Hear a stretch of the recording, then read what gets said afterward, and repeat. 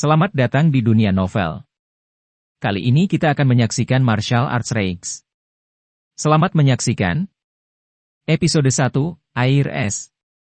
Benua Tianyuan, Negara Yan. Sebuah sungai yang bergulir, melintasi perbatasan, sangat besar, cuacanya sangat besar, dan air dan udara ada di langit, dan mengalir ke timur seperti guntur. Pada bulan-bulan musim dingin, langit membeku dingin, dan napasnya berubah menjadi es. Seorang pria pucat, bertelanjang dada, berdiri di air dangkal sungai dan melangkah. Air dingin membekukan bibirnya ungu dan menggigil. Gelombang ombak mendorongnya untuk bergoyang dari sisi ke sisi, tertiup angin, dingin dan menggigit, dan kulitnya tidak nyaman seperti potongan pisau. Tetapi dia menggertakkan giginya, kakinya dengan kuat di tanah, dia terus memukul dengan ketekunan yang besar, dan dia memercik, dan bersikeras selama 1 jam.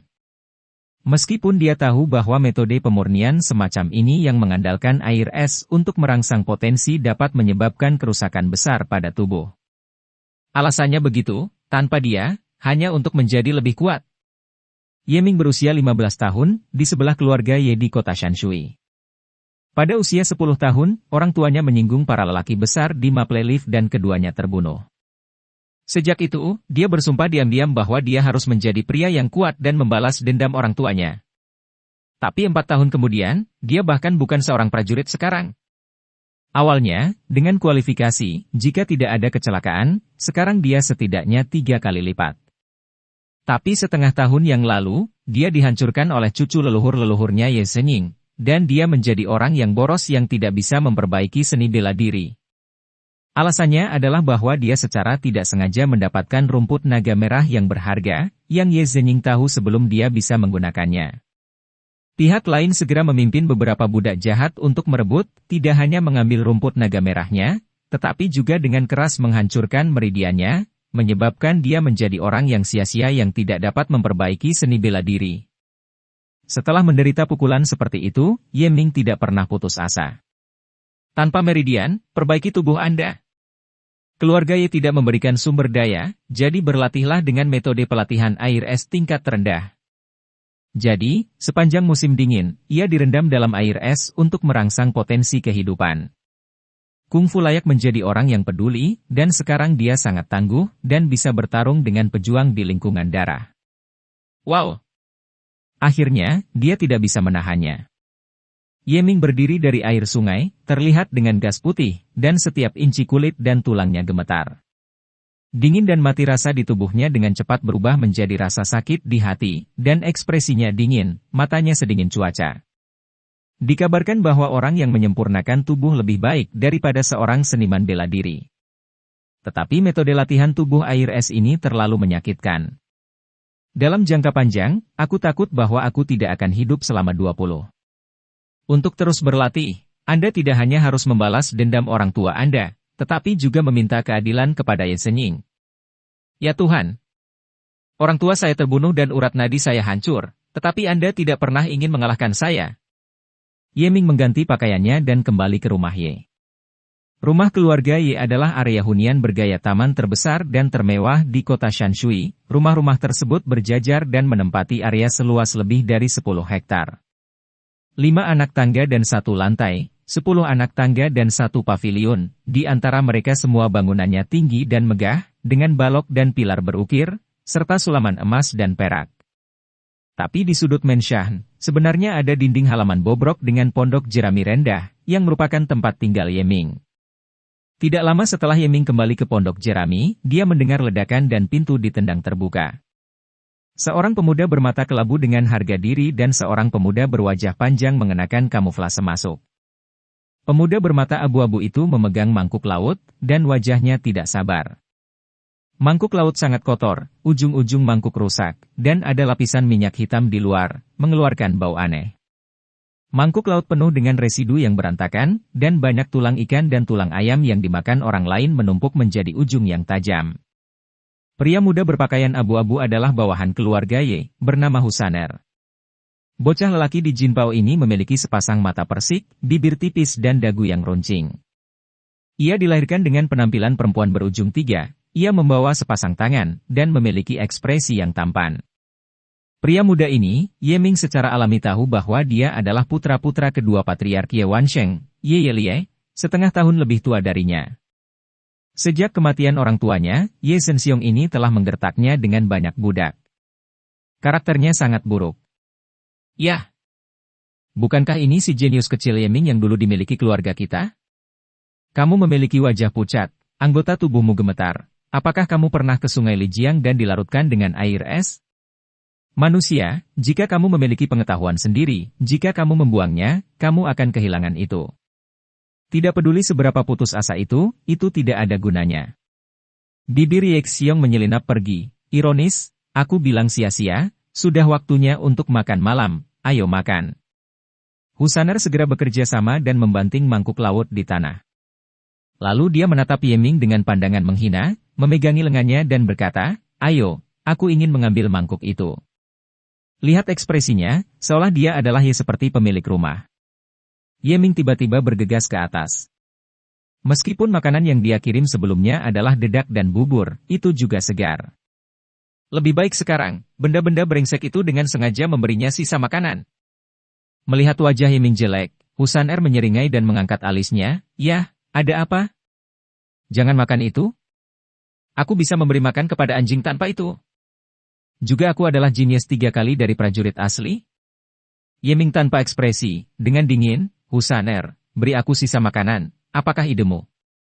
Husaner mengandalkan Ye Zhenxiong untuk berada di sini, dia tidak takut sama sekali. Jerawat di wajahnya penuh karena kegembiraan. Dia menepuk dadanya dengan bangga, apa yang salah? Bisakah kau berani memukulku? Hanya karena kelemahanmu saya tidak takut dengan tubuh saya. Dalam 4 tahun terakhir, situasi buruk apa yang belum dialami Ye Ming? Hatinya seperti cermin, dan Ye Zhenxiong ini membawa Husaner untuk mengantarkan makanan hari ini, dengan tujuan mempermalukannya. Seawal ketika dia berusia 12 tahun, dia sudah 3 kali menjadi seorang samurai. Jika keluarga Ye tidak memberinya sumber daya, dia bahkan mungkin telah mencapai tempat kelima. Pada saat itu, popularitas Ye Zhenxiong hanya berat seorang pejuang, dan dia selalu menatapnya. Jika seseorang berdiri terlalu tinggi, sekali jatuh, maka penjahat yang pernah berdiri di bawah akan sering menginjak beberapa kaki dengan kebencian. Ye Zhenxiong adalah orang seperti itu. Dia segera mencibir, mengambil mangkuk laut dan memukul kepalanya pada Husaner. Hanya mendengarkan, ping, Husaner menabrak wajah, dan beberapa duri tulang ikan menempel di tulang rusuknya, yang membuatnya menjerit dan memanggil. Husaner tidak berharap Ye Ming berani memukulnya. Dalam kesannya, Ye Ming tidak pernah memukul siapapun, dan bahkan memiliki temperamen yang buruk. Kali ini Ye Ming menembak tiba-tiba, memukulnya dengan terkejut, dia tidak melarikan diri, dan menderita kerugian besar.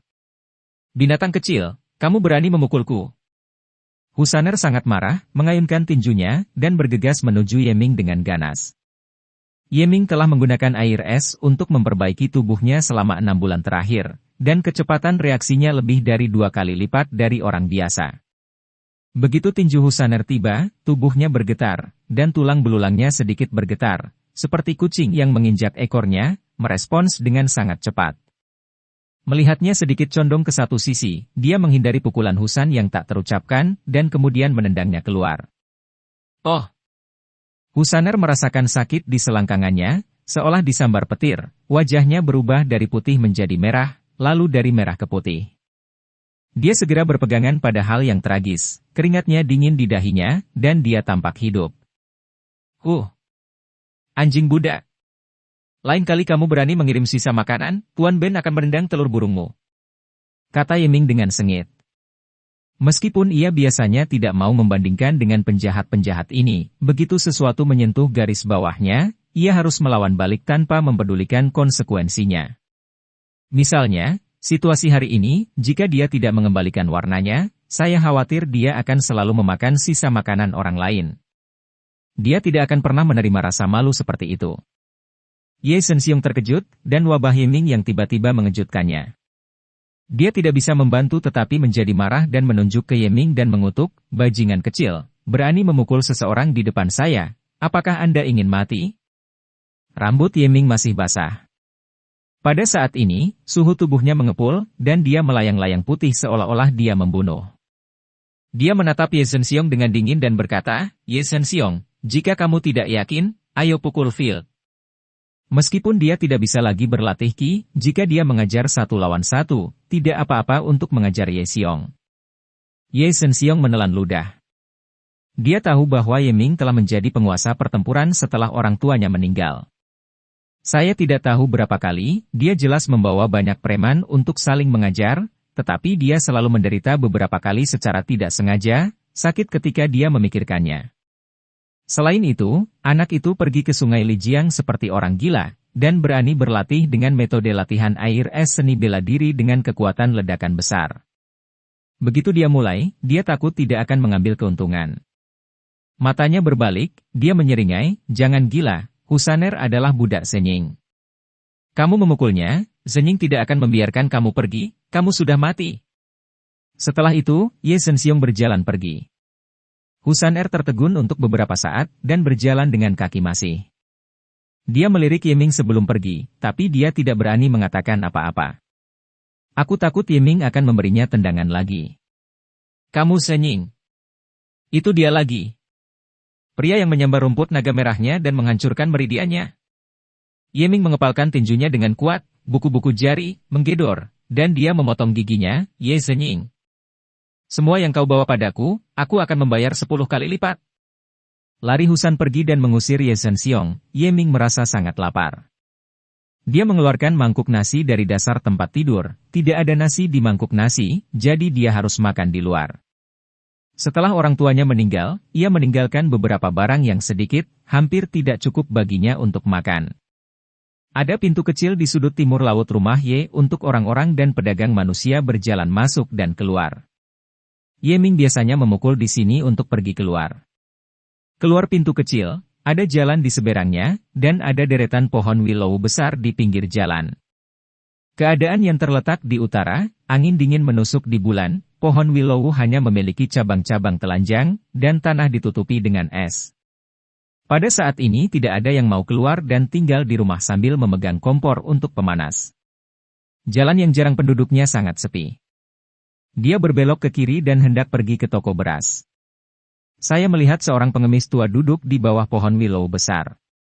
Dia mengenakan kain abu-abu kotor, ditambal di atasnya, rambutnya acak-acakan, dan kulitnya kotor, seolah-olah ada lapisan lumpur di atasnya, yang baunya tidak sedap. Saya tidak melihat pengemis tua ini ketika saya memasuki rumah sebelumnya, sepertinya dia baru. Namun, dia tidak punya uang cadangan untuk saling memberi sedekah, jadi dia melangkah maju. "Anak muda, apakah kamu ingin menjadi lebih kuat?"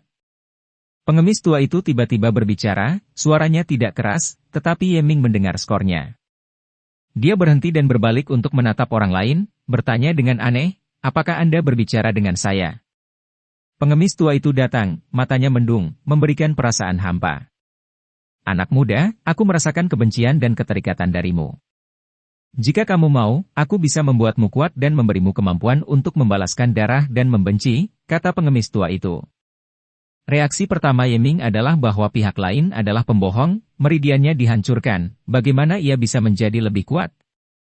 Jadi dia mencibir, terlalu malas untuk bertanya lagi, dan melanjutkan. "Kamu telah dihancurkan oleh meridian?" Pengemis tua itu berkata 3 kali. Ye Ming kaget, bagaimana bisa pengemis tua ini datang ke sini? Bisakah dia melihatnya sekilas? "Malam ini, ketika bulan berada pada puncaknya, kamu datang untuk menemuiku, suamiku mengirimimu keberuntungan." Dewa tua pengemis itu berkata dengan misterius. "Ye Mingi, kirimi saya keberuntungan? Apakah Anda ingin berlatih seni bela diri yang kuat? Apakah Anda ingin memperbaiki meridian dan membalas musuh?" Pria parubaya itu bertanya dengan ringan, "Orang tua itu bisa membuatmu berharap?" Hati Ye Ming berdebar kencang, "Kami bukan saudara, mengapa Anda membantu saya? Ingin mengubah takdirku, datang menemui aku malam ini." Pengemis tua itu enggan menjelaskan lebih banyak, menutup matanya setelah berbicara, dan mengabaikannya. Ye Ming pergi dengan kebingungan, dan setelah kembali ke pondok setelah membeli beras, dia selalu bingung. Kata-kata pengemis tua itu terus bergema di benaknya, mengganggunya tidur, dia tidak bisa menahan diri untuk berpikir, bisakah pengemis tua itu benar-benar membantu saya? Larut malam. Bulan malam ini sangat bulat, Cahaya bulan sangat terang dan anehnya cerah. Yeming sedang berbaring di tempat tidur, berjuang untuk tidur, berpikir lagi dan lagi, dia akhirnya mengenakan pakaiannya dan datang ke jalan. Pengemis tua itu duduk di sana, matanya tidak lagi berawan, dan sinar bulan terang dan terang, seperti dua kelompok hantu. Dan cerita pun berakhir. Sampai jumpa di episode berikutnya di dunia novel.